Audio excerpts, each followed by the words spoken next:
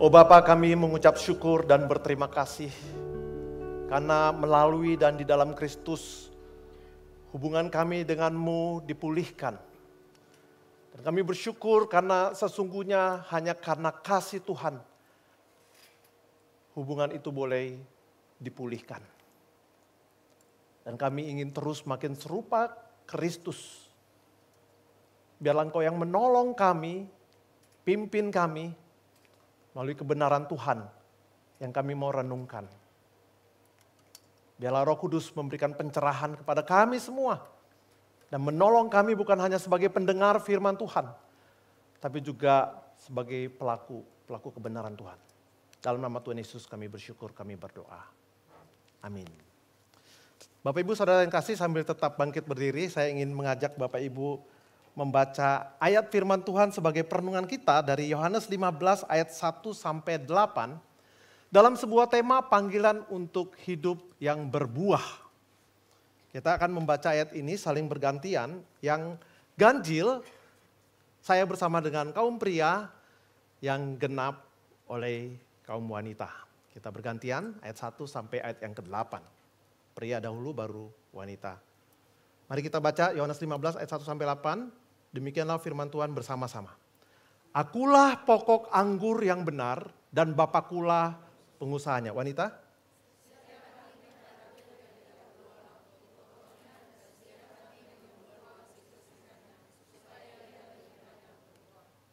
Kamu memang sudah bersih karena firman yang telah kukatakan kepadamu.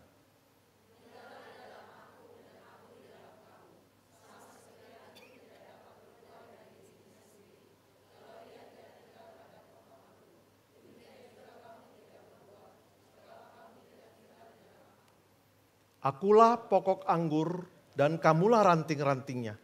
Barang siapa tinggal di dalam aku dan aku di dalam dia, ia berbuah banyak. Sebab di luar aku kamu tidak dapat berbuat apa-apa.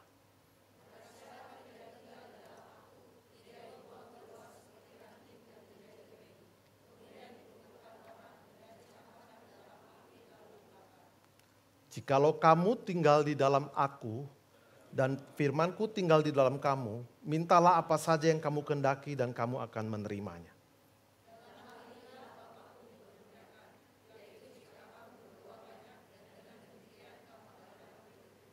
Terima kasih, silakan duduk kembali.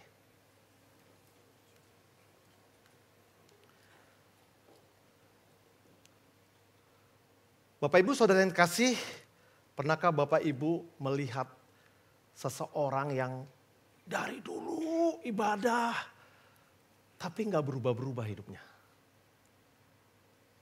Pernahkah Bapak Ibu melihat orang lain yang kelihatannya kok rohani banget? Ikut ibadah, puji Tuhan, baca firman, doa, tapi kok nggak berubah-berubah hidupnya? Saya yakin Bapak Ibu Saudara pernah melihat orang seperti itu. Tapi, ayo kita lihat diri kita. Jangan-jangan kita nggak beda dengan orang yang kita lihat. Kita beribadah terus. Tapi pasangan kita, anak kita, orang tua kita nggak lihat diri kita berubah. Bukan makin sabar. Bukan makin menguasai diri. Bukan makin sukacita. Bukan makin kasih. Sesungguhnya kita orang-orang yang memang tidak mudah untuk berubah. Nah Bapak Ibu Saudara yang kasih, pada saat ini kita akan merenungkan firman Tuhan. Tapi ini bukan hal yang baru. Bukan hal yang baru. Ya. Ini berbicara tentang kunci atau rahasia kita itu hidup menjadi orang Kristen. Bagaimana sesungguhnya kita bisa berubah di dalam Kristus. Dan kita bisa berbuah. Bapak Ibu Saudara yang kasih, kalau kita naik pesawat terbang ya. Ada hal yang pasti diulang-ulang. Kalau kita naik pesawat terbang, entah itu udah puluhan kali, entah itu udah ratusan kali. Atau kita mau mungkin for the first time naik pesawat terbang. Itu ada sebenarnya yang diulang-ulang ketika kita naik pesawat. Apa itu saudara?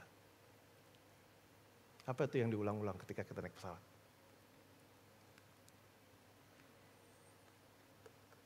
Walau kita sudah berkali-kali naik pesawat pasti diberitahukan ya, Waktu kita mau take off itu, ya, pasti diberitahukan cara penggunaan sabuk pengaman. Pasti diberitahukan bagaimana kita menggunakan masker oksigen. Pasti diberitahukan bagaimana kita pakai jaket pelampung. Dan ini memang gak pernah berhenti. Terus menerus di maskapai penerbangan apapun diulang-ulang. Sampai mungkin kita kayaknya udah tahu. Tapi kalau nanti kejadian sesuatu, wah kita nggak tahu bagaimana pakai masker, bagaimana cari pelampung, di mana itu, yang lain-lainnya itu, panik pasti. Tetapi memang mereka harus lakukan ini, mengulangnya, supaya apa? Kita diingatkan. Karena bisa jadi kita udah nggak perhatikan lagi, bisa jadi kita masa bodoh, bisa jadi kita abai, sesuatu yang penting. Sehingga perlu diulang-ulang. Nah Bapak Ibu, saya yakin teks yang kita baca ini, itu teks yang udah berulang-ulang kita dengar. Mungkin kita udah beberapa kali bersaat teduh juga. Dengar khotbah, dengar renungan. Ya, yang seperti ini. Tapi ini sesuatu yang memang penting buat Bapak Ibu Saudara semua dan saya. Diingetin lagi. Yang sederhana ini. Tetapi yang sebenarnya inilah yang menjadi satu inti atau rahasia bagaimana kita menjadi orang Kristen. Saudara, dalam Yohanes 15 ayat 5 dikatakan begini. Mari kita baca bersama-sama 2-3. Akulah pokok anggur dan kamulah ranting-rantingnya. Barang siapa tinggal di dalam aku dan aku di dalam dia, ia berbuah banyak. Sebab di luar aku kamu tidak dapat berbuat apa-apa. Saudara, perkataan ini sebuah panggilan yang jelas, yang tegas tapi penuh dengan kasih. Saudara dan saya dipanggil untuk hidup berbuah. Bahkan dibilang hidup yang berbuah banyak. Ayo kita lihat diri kita. Jauh panggang dari apikah? Atau kita masih on the track untuk memenuhi panggilan Tuhan? Yesus bukan hanya memberikan satu panggilan, tapi Yesus juga memberikan caranya bagaimana supaya bisa berbuah. Caranya gimana saudara? Simple. Tinggal di dalam Kristus. Saudara, Yesus ingin kita tahu bahwa hidup berbuah itu bukan karena status kita. Bukan karena kita misalnya statusnya majelis atau pengurus atau pembina supidang. Ataupun kita jadi WL, jadi singer, jadi pemusik atau jadi aser. Bukan karena status kita bisa berbuah. Tetapi sesungguhnya karena tinggal di dalam Kristus. Itu kuncinya. Saudara, Yesus juga ingin kita tahu bahwa hidup kita berbuah bukan karena pengalaman-pengalaman masa lalu. Oh kita dulu rajin baca Alkitab. Oh kita dulu rajin berdoa, kita dulu rajin memuji Tuhan. Yang lalu-lalu. Oh banyak sekali kenangan-kenangan yang lalu kita bisa bertumbuh, kita bisa berbuah. Oh enggak seperti itu. Yang Tuhan mau kita tinggal di dalam Kristus. Yang Yesus inginkan adalah bahwa kita terus-menerus tinggal di dalam Kristus. Nah kita mau lihat beberapa hal yang akan kita pikirkan dan renungkan bersama-sama. Yang ini juga diulang lagi. Yang pertama saudara, Yesus adalah pokok anggur yang sejati, kita rantingnya. Saudara, saya sangat ditolong oleh tafsiran yang saya dapatkan ini ya saudara. Dikatakan begini saudara. Christ is the vine and God is the gardener who cares for the branches to make them fruitful. The branches are all those who claim to be followers of Jesus Christ. Di dalam Yesus Kristus. The fruitful branches are true believers who by their living union with Christ produce much fruit.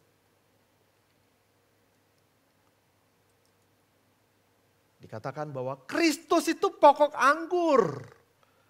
Dan Allah adalah tukang kebun atau penguasa yang merawat ranting-rantingnya agar berbuah lebat. Ranting-rantingnya itu maksudnya true believers. Orang yang sungguh-sungguh percaya.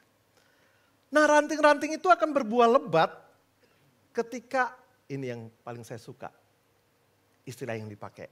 Living union with Christ. Ketika ada satu persatuan, ada satu keterhubungan dengan Kristus. Jadi Kristus adalah pokok anggur. Allah adalah pengusaha. Kita orang yang percaya adalah ranting-rantingnya.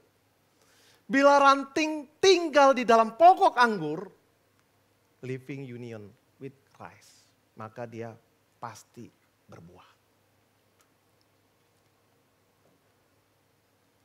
Saudara, dalam tanaman anggur itu, pokok anggur itu adalah batang yang bagian utamanya itu menyalurkan nutrisi, air, dan kebutuhan ke setiap ranting, sehingga ranting dapat berbuah. Dikatakan memang ada ranting yang katanya dibuang. Ya. Tapi sebenarnya kalau melihat dari bahasa aslinya itu menggunakan kata aero, itu bukan dibuang, dipangkas. Jadi ranting yang kelihatannya nggak baik, ya, itu dipangkas supaya bisa lebih baik lagi dan akhirnya berbuah. Saudara, pemangkasan ini mungkin karena dosa-dosa kita. Tuhan pangkas, Tuhan disiplin kita. Saudara, pemangkasan ini mungkin karena apa? Adanya banyak distraksi dalam hidup kita. Yang gak kita fokus kepada Tuhan. Yang gak kita terhubung. Nah, itu dilakukan oleh Tuhan. Karena Tuhan itu penguasa. Tuhan itu pengusaha. Tuhan itu yang mau supaya kita mengalami satu yang tadi kita nyanyikan. Dipulihkan makin serupa dengan Kristus. Saudara pasti pernah melihat kulkas ya. Ini saya bersyukur kemarin saya dapat contoh atau ilustrasi ini ya. Waktu saya ada di rumah saya pikir ini bagus juga ya. Saya sampaikan. Saudara pasti pernah ngeliat kulkas. Coba perhatikan saudara ya. Biasanya kulkas itu ada kabel dan colokan kabelnya. Betul?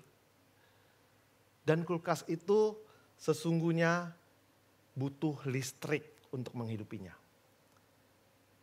Saudara coba lihat yang mana yang sumber. Yang mana yang bergantung pada sumber. Atau sumbernya yang mana di antara ini semua. Yang menjadi sumber tentu adalah listriknya kan ya. Kulkas itu bergantung pada sumbernya, pada listrik. Saudara, seberapa bagusnya kulkas itu ya, dengan motif-motif yang indah sekarang kalau saudara lihat ya. Dengan desain-desain yang bagus ya. Seberapa bagusnya kulkas itu atau sebesar apapun kulkas itu, mungkin kulkas 1 pintu, kulkas 2 pintu ya, kulkas mini, kulkas showcase ya, semahal apapun kulkas itu, semua bergantung pada sumbernya, yaitu listrik. Nggak bakal bisa hidup itu kulkas kalau nggak bergantung kepada sumbernya. Tetapi kalaupun bergantung kepada sumbernya, kulkas itu harus bisa hidup. Sebenarnya kulkas juga butuh satu media. Yaitu apa saudara? Kabel dan colokan kabelnya.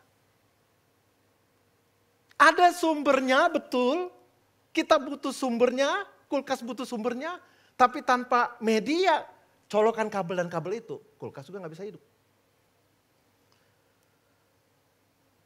Saudara, ironisnya ya, kadang-kadang dalam hidup ini ya, kita tahu Tuhan Maha Kuasa. Kita tahu Tuhan hebat.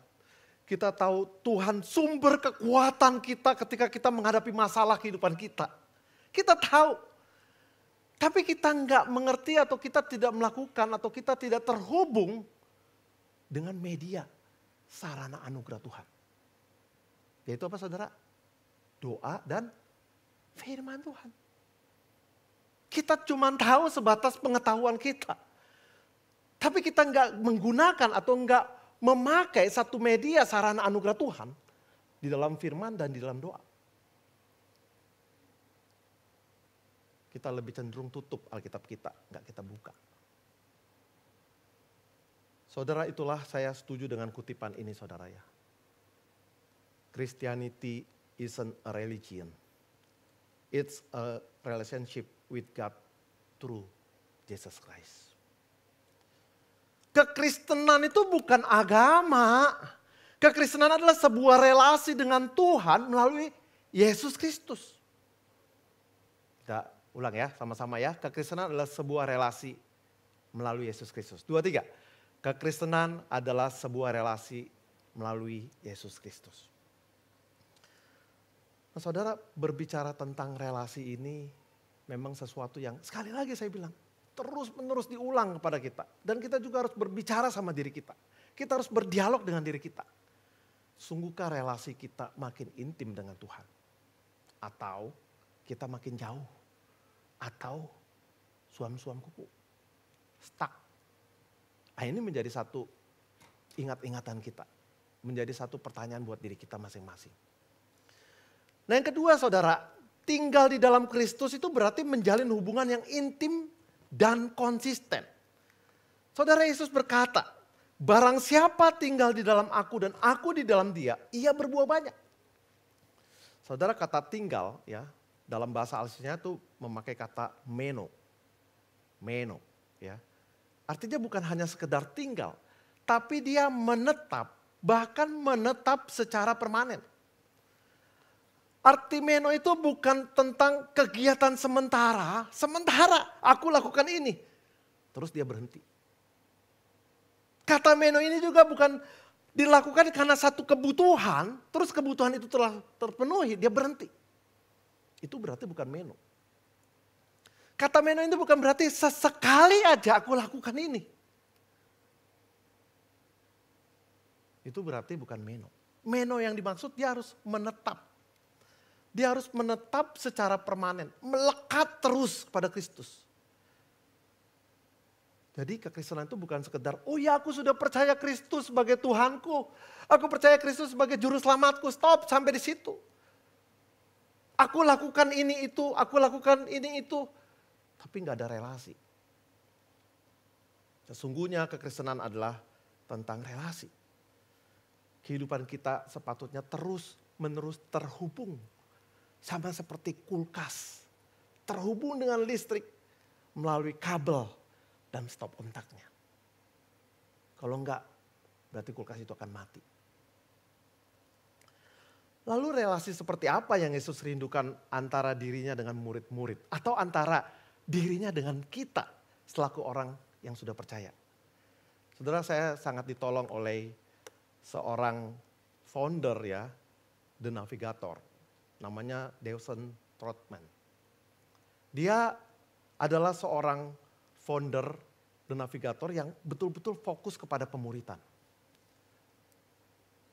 Dia mengungkapkan tentang relasi ini adalah dengan ilustrasi roda. Ya. Jadi ada yang vertikal melalui doa dan juga firman. Ada yang horizontal melalui persekutuan dan bersaksi. Saudara, ini sarana anugerah Tuhan supaya kita makin bertumbuh dan berbuah. Inilah yang disediakan supaya kita makin bertumbuh dan berbuah. Ini kunci pertumbuhan. Saudara, jangan memandang ini sesuatu yang, loh kok simpel banget ya. Doa dan firman, doa dan firman. Saya suka ya lagu sekolah minggu. Baca kitab suci, doa tiap hari, doa tiap hari, doa tiap hari. Baca kitab suci, doa tiap hari kalau mau tumbuh. Dari kecil kita diajarin. Tetapi kadang-kadang sekarang kita kurang hidupi. Sarana pertumbuhan, sarana anugerah yang Tuhan sediakan. Supaya kita bertumbuh, supaya kita berbuah dan makin serupa dengan Kristus. Adalah melalui doa dan firman. Yang berporos kepada Kristus. Saudara, banyak sekali kita tahu doa, kita tahu firman tapi gak berporos kepada Kristus. Ini sesuatu yang menjadi otokritik buat saya. Kadang-kadang ada begitu banyak firman yang saya tahu, bahkan yang saya khotbahkan. Tapi saya nggak hidupi di dalam Kristus. Yang menginginkan saya melakukannya, yang menginginkan saya untuk bertumbuh mengalaminya, yang menginginkan saya untuk menikmati kebenaran-kebenaran itu, yang memerdekakan saya. Karena nggak berpusat kepada Kristus. Dan sesungguhnya di dalam doa dan firman bukan hanya sekedar satu komunitas. Tapi ini sifatnya personal, pribadi. Ya. Baca firman gak bisa kita titip sama orang lain. Tolong ya, bacain firmannya gitu. Nanti kalau ibadah kamu aja yang baca. Aku di rumah aja. Atau berdoa juga gitu. Titip aku doain ya. Ya gak salah sih minta didoain. Tetapi sesungguhnya relasi yang penting adalah kita pribadi. Yang minta kepada Tuhan. Yang bergumul bersama Tuhan. Yang bercerita bersama Tuhan. Dan firman Tuhan juga itu yang kita nikmati bersama Tuhan. Yang kita baca, yang kita renungkan bersama Tuhan. Bukan kita minta orang lain untuk mengerjakan itu. Ini pribadi dan itu harus dilakukan terus menerus. Itulah yang dikatakan meno. Bukan hanya kalau kita butuh atau banyak masalah kita datang kepada Tuhan dalam doa dan firman. Itu bukan meno. Bukan karena sudah selesai lalu kita nggak lagi melekat di dalam Tuhan. Itu bukan meno. Atau bukan karena kalau sempat atau kalau sesekali. Saudara, ini otokritik buat saya. Sesungguhnya banyak hidup kita nggak berubah sesungguhnya. Bukan karena kita nggak mau berubah atau nggak tahu berubah. Tapi karena kita tidak tinggal menetap di dalam Kristus. Nah, saudara, yang ketiga, hidup yang berbuah adalah tanda nyata orang yang tinggal di dalam Kristus. Saudara, Yesus tidak berkata bahwa setiap orang Kristen pasti berbuah banyak. Enggak pasti. Tapi Yesus berkata, barang siapa tinggal di dalam aku dan aku di dalam dia, ia berbuah banyak. Saudara, saya setuju ya dalam hal ini. Bapak Timothy Keller itu mengatakan bahwa we must have a strong inner life of fellowship and intimacy with Jesus if we are going to have a strong outer life of ministry. Kita harus memiliki satu kehidupan batin yang kuat di dalam persekutuan kita hari-hari dengan Tuhan dan keintiman kita dengan Yesus. Kalau kita ingin mengalami satu kekuatan, keteguhan di dalam menghadapi permasalahan hidup kita. Di dalam menghadapi tekanan-tekanan hidup yang kita jalani. Kita harus memiliki satu keintiman, persekutuan yang kuat.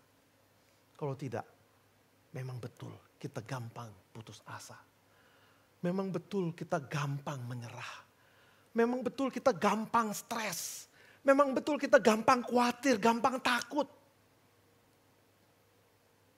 Kalau kita tidak punya keintiman dengan Tuhan.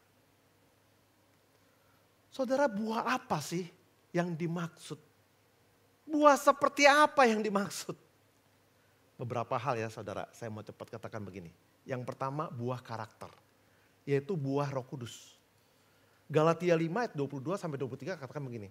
Tetapi buah roh ialah kasih, sukacita, damai sejahtera, kesabaran, kemurahan, kebaikan, kesetiaan, kelemah lembutan, dan penguasaan diri. Jadi pada waktu kita sungguh-sungguh percaya kepada Kristus sebagai Tuhan dan Juru Selamat kita. Pada waktu itu Roh Kudus hadir di hati kita. Dan Roh Kudus memungkinkan kita muncul buah roh ketika kita tinggal di dalam Kristus. Kalau saudara dan saya makin hari makin kehilangan kasih. Mungkin saudara dan saya sudah tidak lagi meno tinggal di dalam Kristus. Kalau saudara dan saya makin hari makin tidak sabaran. Makin hari tidak bisa menguasai diri. Makin hari makin kehilangan sukacita dan damai sejahtera yang dari Tuhan itu. Mungkin kita tidak sedang meno. Tidak sedang tinggal di dalam Kristus. Walaupun sebenarnya dalam ilmu psikologi itu harus ada terapi-terapi yang kita lakukan.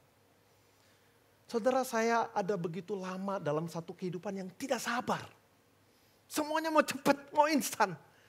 Apalagi melihat orang yang justru dalam konteks pemikiran saya harusnya bisa lakukan itu dengan cepat. Tapi saya nggak sabar. Saya tahu ada firman Tuhan yang mengatakan Amsal 16 ayat 32. Orang yang sabar melebihi seorang pahlawan. Orang yang menguasai dirinya melebihi orang yang merebut kota. Tetapi ternyata walaupun saya hafal ayat itu. Walaupun saya mengerti harus sabar. Saya nggak bisa gampang untuk melakukannya. Saya nggak bisa gampang untuk berubah. Karena memang perlu ada terapi-terapi. Yang pertama memang kita harus tinggal di dalam Kristus. Kita harus punya satu intimacy, satu keakraban, satu persekutuan dengan Kristus. Tetapi yang lain perlu ada satu upaya. Kerjakanlah keselamatanmu dengan takut dan gentar. Ada satu perbuatan yang kita lakukan. Dan saya latih saudara. Misalnya kalau ada lampu merah. Ya, terus dia mulai kuning. Saya bukan gas. Justru saya pelan-pelan. 2 atau 3 minggu yang lalu. Waktu saya bawa mobil, malah penumpang bilang, waktu kuning, cepetan Pak Philip. Waduh, tergoda. Tapi saya mau belajar, mau menjelang lampu kuning, waktu lampu kuning, ya kita pelan bukan tambah gas. Itu latihan kesabaran saya pada waktu itu. Antri di ATM, ya, saya ikut antri dan belajar untuk tidak gelisah, tidak susah. Kadang kalau ngelihat orang yang tergesa-gesa, saya juga mempersilahkan. Belajar sabar, kita tahu. Bagaimana kita harus sabar, kita tahu. Tapi akhirnya menjadi orang yang sabar, sesuatu yang berbeda. Harus ada terapi-terapi yang kita lakukan.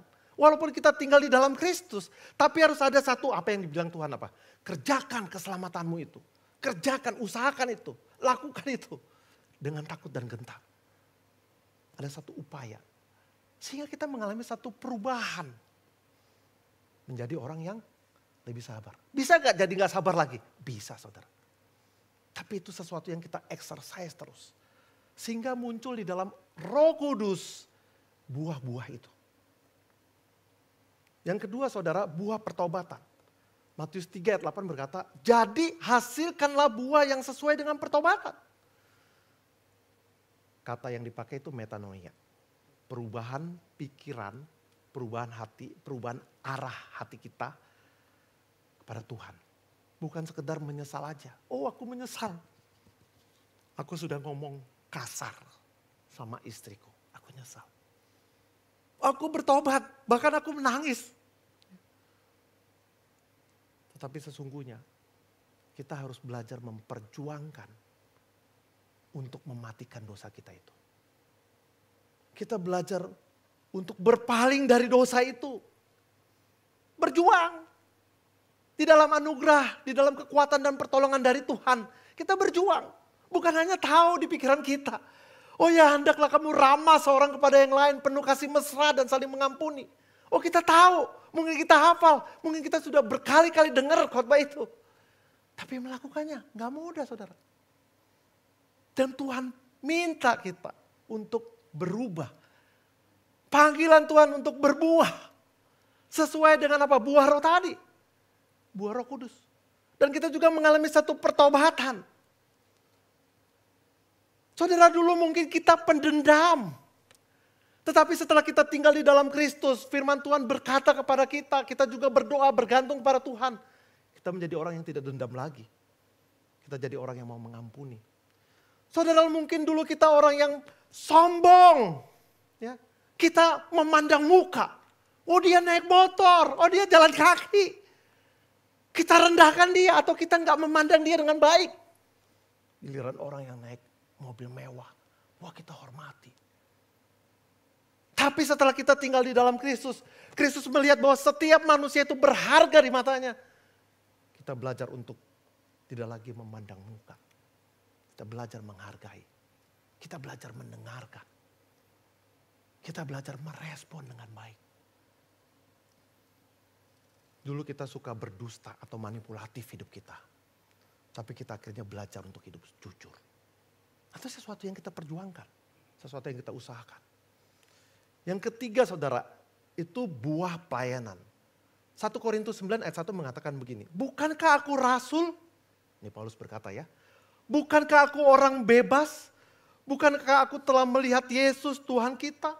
Bukankah kamu adalah buah pekerjaanku dalam Tuhan? Saudara, Paulus menyebut orang-orang di Korintus adalah buah pekerjaannya. Buah pelayanannya di dalam Tuhan. Saudara, sesungguhnya hidup Kristen dengan buah pelayanan tentunya akan membangun tubuh Kristus. Kita ambil bagian supaya bisa menopang tubuh Kristus menjadi lebih baik, menjadi saluran berkat. Pelayanan seharusnya nampak. Bukan hanya karena kita lihat, tapi nampak karena muncul dari relasi yang sehat dengan Tuhan.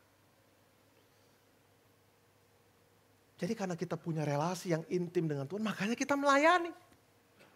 Melayani bukan karena keadaan atau karena dipaksa. Atau karena untuk menunjukkan kita rohani. Tetapi melayani sesungguhnya merupakan satu kelimpahan keintiman dengan Tuhan.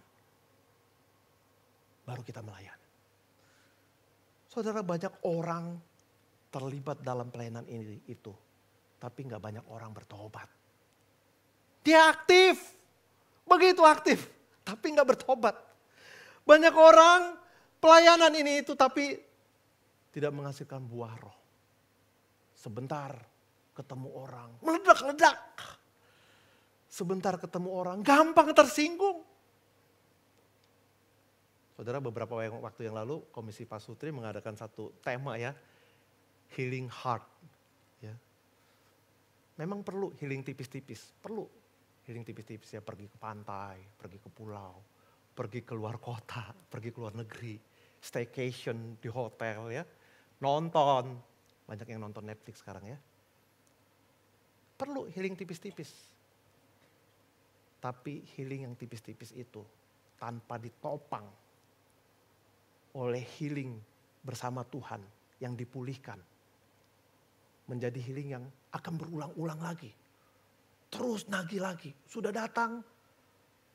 Setelah liburan. Wah stres. Lagi. Liburan lagi. Wah stres. Bukan salah. Tapi perlu healing tipis-tipis itu ditopang. Karena apa?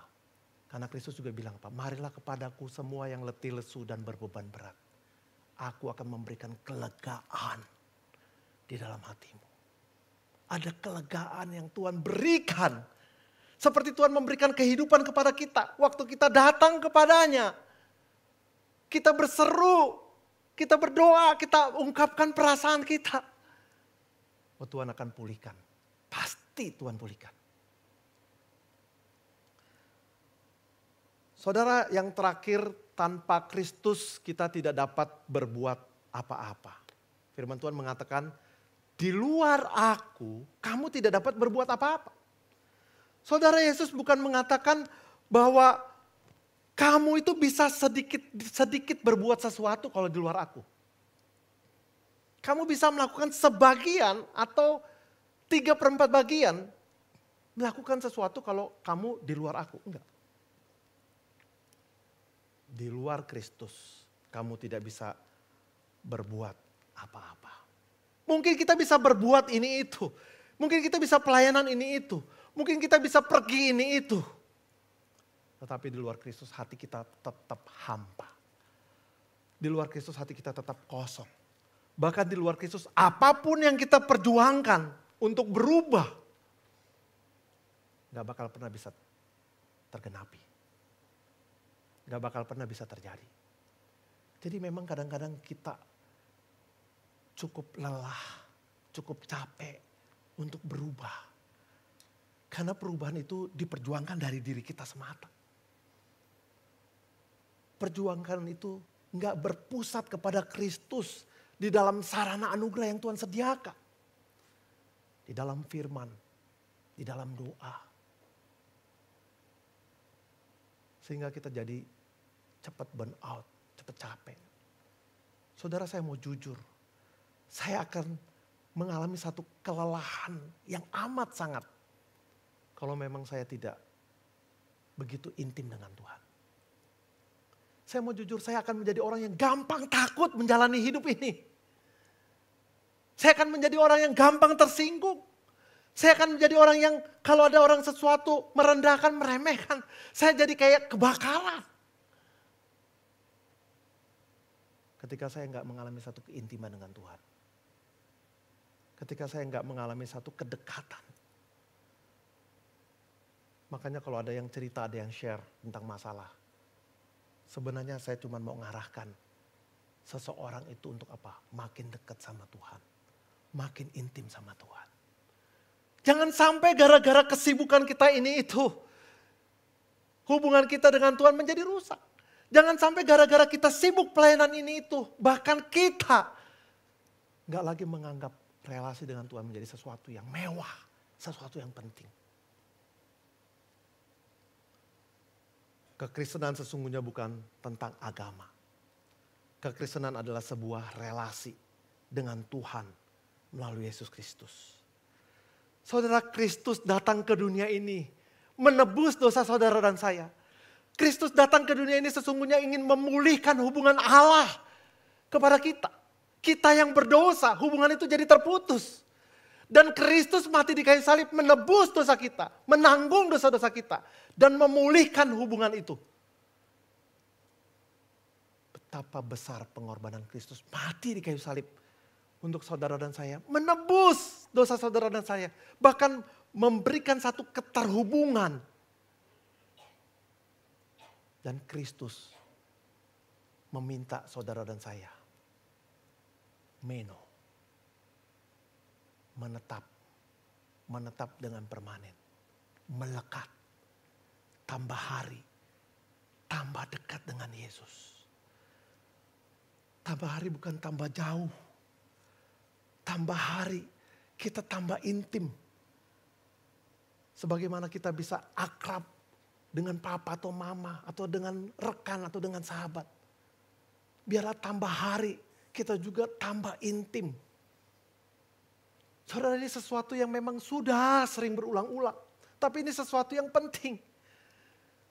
Sungguhkah kita tinggal di dalam Kristus? Ayo kita lihat diri kita. Apakah makin hari kita makin betul-betul melekat di dalam Kristus, dengan Kristus. Makin hari kita makin akrab. Atau kita sebenarnya makin hari makin tidak melihat kemewahan Kristus yang mati di kayu salib. Memulihkan hubungan saudara dan saya. Sehingga kita cuek aja, sehingga kita abaikan saja. Sehingga kita rasa biasa-biasa saja. Apakah hidup saya juga berbuah? Buah sesuai dengan Roh Kudus dalam karakter. Kasih, sukacita, damai sejahtera, kesabaran, kemurahan. Bahkan penguasaan diri. Buah di dalam pertobatan kita. Atau buah di dalam pelayanan kita. Apakah hubungan saya dengan Yesus hidup? Atau hubungan saya dengan Yesus sudah suam-suam kuku? Bahkan sudah gak tahu lagi. Sejauh mana, sedalam apa hubungan saya dengan Yesus. Seindah apa Yesus itu di dalam hidupku. Bukan sesuatu yang mewah lagi. Saudara, Yohanes 15 ayat 8 berkata, dalam hal inilah Bapakku dipermuliakan, yaitu jika kamu berbuah banyak. Dan dengan demikian kamu adalah murid-muridku. Saudara, kalau kita mau menyenangkan hati Tuhan. Kalau kita mau memuliakan Tuhan. Kalau kita merupakan satu sikap hati yang sujud sembah kepada Tuhan. Di dalam sarana anugerah Tuhan. Melalui doa dan firman. Mari kita mengalami satu kekencangan rohani. Dalam konteks mengerjakan keselamatan yang sudah Tuhan berikan kepada kita. Supaya kita memang dipulihkan dari hari ke hari. Supaya kita makin serupa dengan Kristus. Tuhan dan Juru Selamat kita. Kiranya ini menjadi satu perenungan kita. Yang sekali lagi mengingatkan kita. Yang sekali lagi mendorong kita. Yang sekali lagi mengarahkan kita. Untuk tambah hari, tambah intim. Tambah hari, tambah dekat. Dengan Yesus. Tuhan Yesus memberkati. Mari kita berdoa. Oh Bapa, kami mengucap syukur kepadamu. Karena Yesus adalah pokok anggur dan kami adalah ranting. Kami bersyukur karena melalui pengorbanan Kristus di kayu salib, hubungan kami dipulihkan. Dan di dalamnya melalui kebenaran Tuhan yang kami renungkan, kami diminta untuk terus-menerus tinggal, melekat, menetap, bukan karena kami butuh, bukan karena sekali-kali, bukan karena keinginan semata, tapi karena sesungguhnya ini kerinduan Tuhan. Engkau menunggu-nunggu kami datang kepadamu. Engkau mengharapkan kami di dalam sarana anugerah-Mu berjuang, mengerjakan keselamatan kami dengan penuh hormat, dengan sujud sembah. Karena akhirnya melalui semuanya itu kami boleh berbuah. Biarlah orang di sekitar kami melihat buah itu, menikmati kasih Tuhan, bahkan kemuliaan Tuhan. Tolong kami Tuhan yang rapuh, yang lemah ini. Beri kekuatan di dalam anugerah-Mu. Bukan hanya menjadi pendengar firman, tapi kami berjuang di dalam anugerah-Mu melakukan kebenaran-Mu. Dalam nama Tuhan Yesus kami bersyukur, kami berdoa. Amin.